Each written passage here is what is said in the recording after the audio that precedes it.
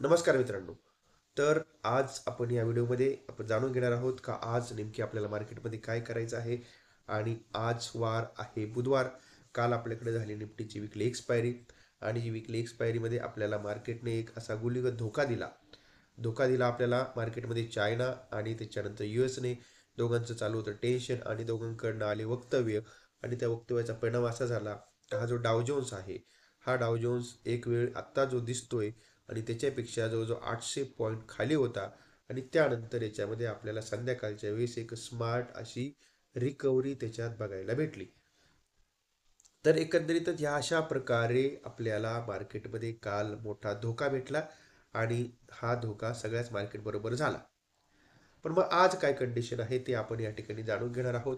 आणि त्याकरताच आपण हा सगळा व्हिडिओ एकदम सकाळी सकाळी बनवत आहोत. तेव्हा इथे या ठिकाणी आपण बघूया आणि ग्लोबल माहोल काय आहे एकदा तो आपण या ठिकाणी जाणून घेऊ.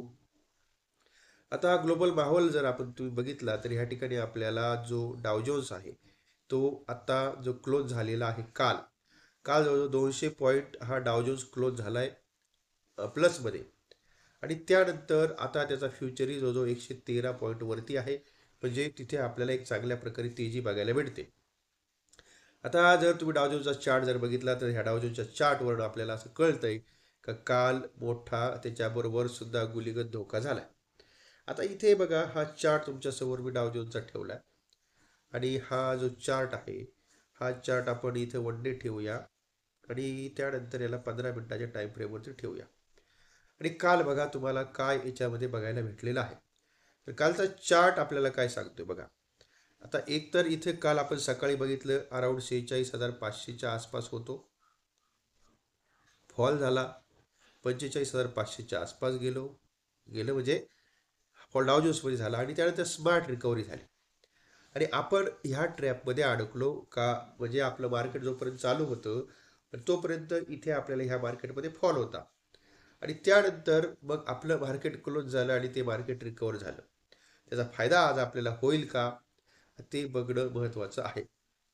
आणि मग त्यासाठी आपण एकदा जाणून घेऊ इथे बघूया का आपल्याला हे आपल्या मार्केटमध्ये किंवा विदेशी गुंतवणूकदारांनी काय काय केलेलं आहे.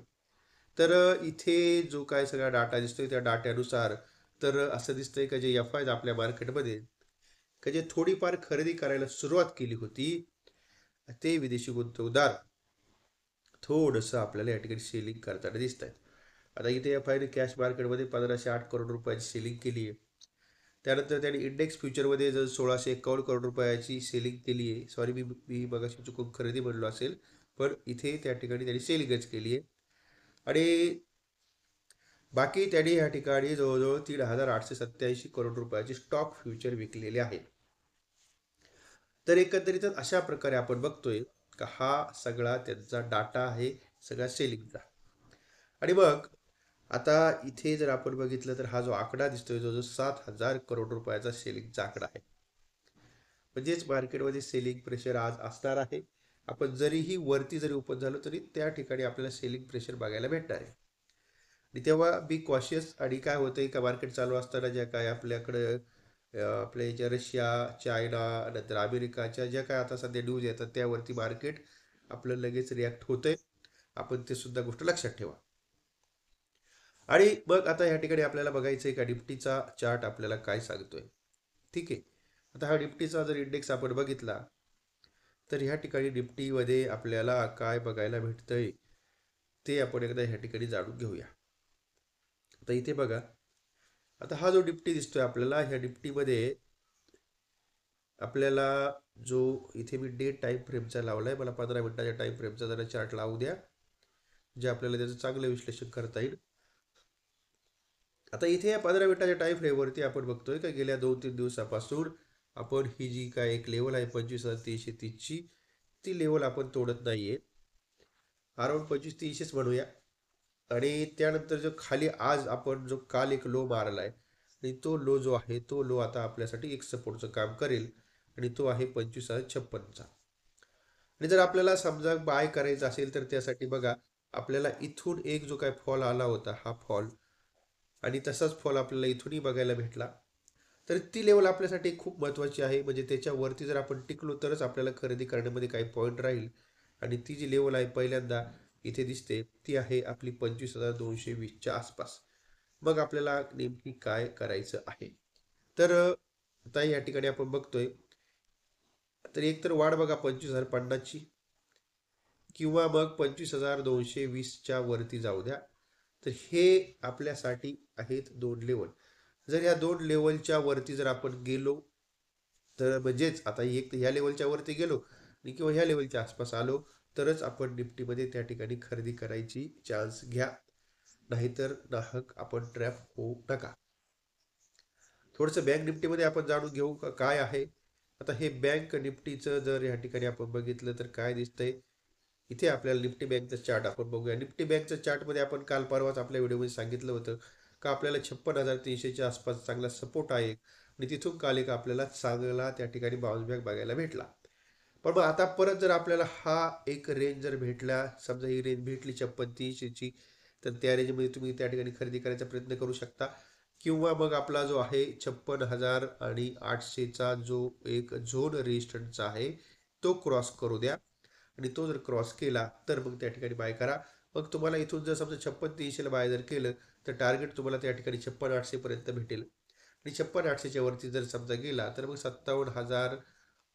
57,200 ते 57,500 पर्यंतचे टार्गेट्स त्या ठिकाणी बघायला भेटतील. आणि निफ्टीमध्ये जे आहे तर आपल्याला निफ्टीमध्ये टार्गेट 25,050ला जर बाय केलं तर अराउंड 25,200 पर्यंतचे टार्गेट बघायला भेटतील. आणि जर समजायच्या 25,220च्या वरती जर बाय केलं तर 25,330 पर्यंतचे टार्गेट्स निफ्टीमध्ये बघायला भेटतील. तर आपला ह्या प्रकारचा आजचा आपला सकाळचा सगळा सेटअप आहे. अर्थातच आता याच्यामध्ये आपला सगळा जर काही समजा काय अशा न्यूज आल्या ग्लोबल माहोल वगैरे समजा काही थोडा चेंज झाला तर त्याच्यामध्ये रेटमध्ये थोडंफार आपल्याला व्हेरिएशन बघायला भेटू शकतं. आणि आता आपल्याला त्यानंतर आपण बघतोय का काल आपल्याला टाटा मोटर्स बऱ्याच लोकांना प्रश्न पडला 40% खाली आला का काय. तर तो खाली आलेला वगैरे काय नाहीये. तर आपल्या सगळ्यांना माहिती आहे का टाटा मोटर्स जे आहे तर त्याचं होणार आहे पण डिमर्जर.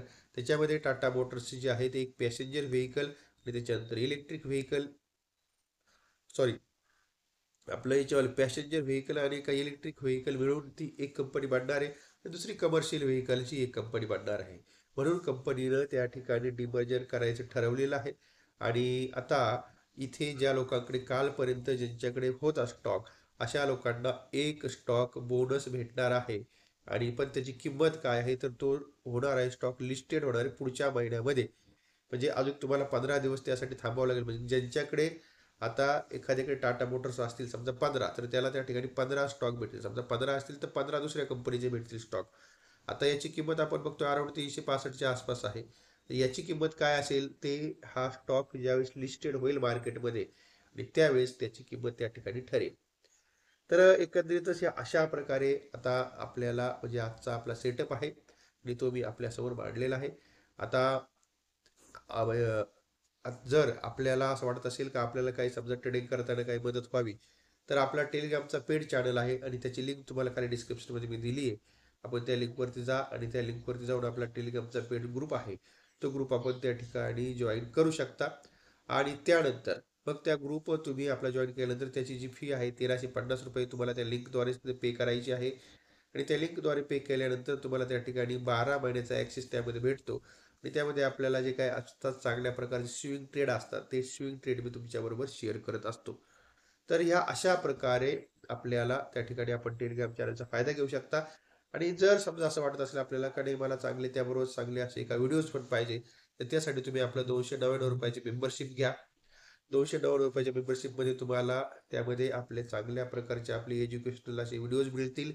आणि त्यानंतर तुम्हाला त्याबरोबरच आपल्या टेलिग्राम चॅनलची सुद्धा लिंक तुम्हाला त्या ठिकाणी मिळेल. म्हणजे तुम्हाला त्या ठिकाणी आपला दुहेरी फायदा होईल. मग त्यासाठी आपल्याला चॅनल पहिल्यांदा सबस्क्राईब करायचं आहे. आपलं चॅनल सबस्क्राईब केल्यानंतर तुम्हाला त्या ठिकाणी आपल्या जॉईन नावाचं बटन येतं ते बटन दाबायचं आहे. आणि त्यानंतर तुम्हाला त्या ठिकाणी पेमेंट केल्यानंतर तुम्ही आपल्या चॅनलचे मेंबर व्हाल. तर ह्या अशा पद्धतीचा सगळा आपला सेटअप आहे. ओके. तर जर समजा कोणाला आवश्यकता असेल तर तुम्ही त्या ठिकाणी म्हणजे त्या आपल्या त्या याच्या मार्गाला तुम्ही जाऊ शकता.